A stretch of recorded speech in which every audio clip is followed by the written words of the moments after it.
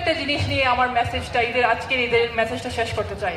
সেটা হচ্ছে যে আমরা যখন ইব্রাহিম আলাইহিস সালামের অনেক স্টোরি শুনি, একটা স্পেসিফিক স্টোরি আছে, ওনার একটা দোয়া আছে যেটা আমরা সবসময় বলি, যেটা আমি একটু আগে বললাম। ওনার এই দোয়াটা এই সময়ের জন্য আমি মনে করি অনেক গুরুত্বপূর্ণ।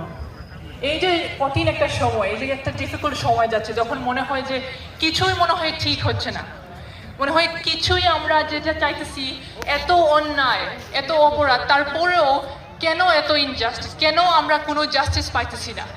ধরেন আমরা গভর্নমেন্টের কাছ থেকে মনে করি যে আমরা জাস্টিস পাবো, ইনফ্যাক্ট ওরা তো জাস্টিস দেওয়ার দূরের কথা, ওরা আরো ইনজাস্টিসের সাথে দাঁড়াইতেছে। আমরা মাঝে মাঝে দেখি যে আমাদের মিডিয়া, আমাদের সোশ্যাল মিডিয়া, আমাদের গভর্নমেন্ট ইসরায়েলকে এমন ভাবে দেখতেছে যে ওরাই ভিক্টিম।